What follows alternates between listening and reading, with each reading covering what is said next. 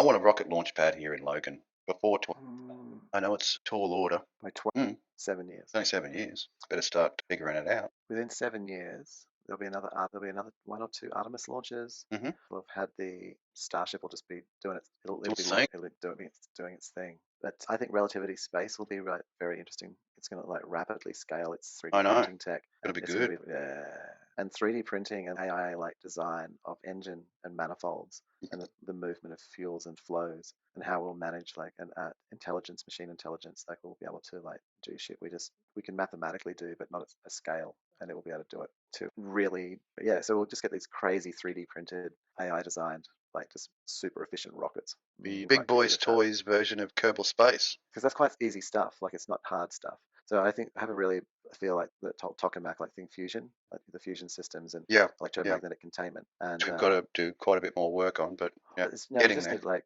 you train an intelligence on the fluctuation, on the thing that it's meant to be measuring and how you want it to be. So this is the reward state that the plasma is contained, and then the magnetic field that you're adjusting contains it. That's the Yeah, goal. yeah. And then you create all of the sensors, and each one of those is just like a totally focused intelligence that's like measuring it, I don't know, a nanosecond, whatever, Mm. very fast. Whatever the fast thing is, however fast we can do it is better. So it measures and is able to adjust the electromagnetic containment field to keep the plasma on track. It's just a billion times a second, but in a billion, like in a million points. We could do the mathematics to do that, and we've got systems which do that, more like already, like where they have 200 points that are doing that. That's how it works, and it's just to do it at massive scale, but also to be able to fluctuate the electromagnetic thing at like a billion times a second. It's going to You know, take a lot of as processing. an, Yeah. yeah, you just need something that knows. And I think that when we think about super intelligence, is that like that having something that's got a million points Mm. simultaneously being adjusted a billion times a second,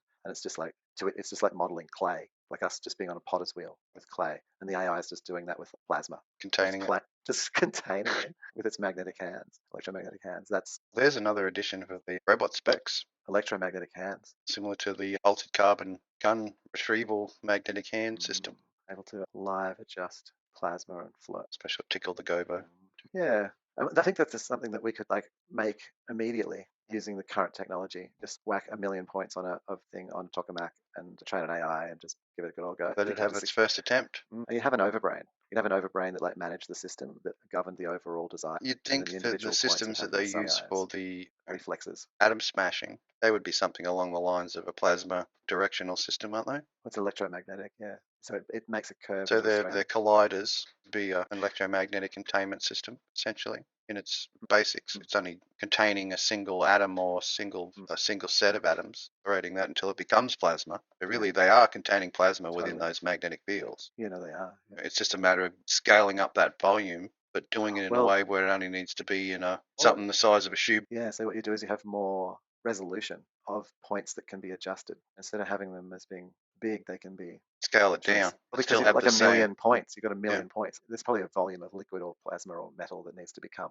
just at source, but I'm not sure what the amounts of those things are and how small a thing really could be. But it's not, doesn't have to be monstrous, I don't think. If you've got the resolution and you can hold the magnetic field in basically clay, just with electromagnetic fields. And I think there'll be other things like that. You look at Star Trek, right? yeah. And the warp drive and the AI, like, and if you get into the lore of Star Trek, and the ships are actually an AI network I was actually themselves. thinking about Vija today. I don't know how AI they are. I don't know that Special detail, but episode of Vija. they're like a network computer, and that the warp drive is actually a containment field containing plasma. Yeah, and that's realized that's probably like visually why it will look that way is because that's how we will design it that way because we think it's that way because we drew it that way. But It was but that's imagined. yeah, we understood what plasma was at least by then anyhow. So wasn't too fantastical. But yeah, I don't know. I don't think it'll be that hard. Maybe we can get it so that it's transparent. There's like some kind of material like transparent aluminium or whatever it is, or They've some other already done that structure now. like graphene. They've done the transparent aluminiums now. It's And already then you been can just see created. through this full-on dense metal that's transparent, and inside there, you can see the plasma just live cruising around as the AI like controls the magnetic fields. Yeah, that's the. I think we can have that by 2030. Yeah.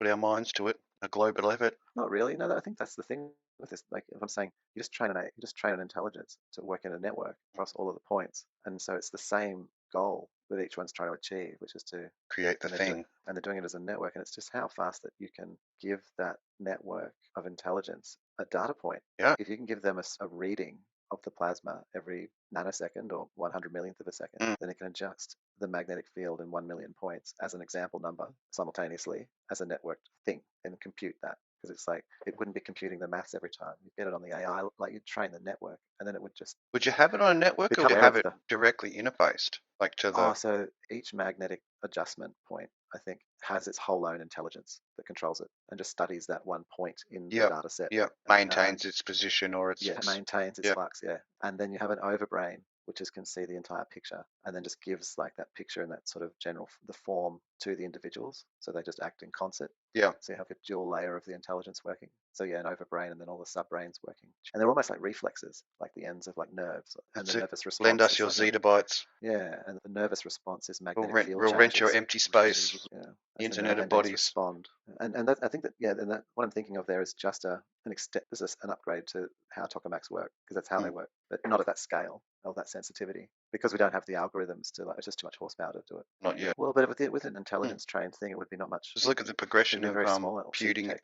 computing power with the advent of the quantum computers, and now Oh, the similarly scaled AI yeah. increase. You think about what's a video game you play and a mouse or something, and what's the frequency you could have on a mouse? Like it's hertz or something. Yeah, How many yeah, readings a second? A that's thousand? correct. Yeah, More? 4,000, I think, isn't it? yeah. I think mine goes up to 10,000 or something else. Bullshit, some bullshit Like, okay, there you amount go. of dots per 1,000 reads. square inch tracking Like, or and resolution. like, how frequently does it do it? What's its frequency of reads? Depends, I guess, on how frequently I'm wobbling the mouse when I'm playing MechWarrior or any other game that I play. Yeah, it's crazy, hey. I think that you could use a bunch of sensors that were making readings every 16,000th of a second, or easily, surely, whatever. You've got most of those frequency scanning stuff these days. Buy RF readers and RF scanners fairly cheaply these days. I think I bought a module board for $30.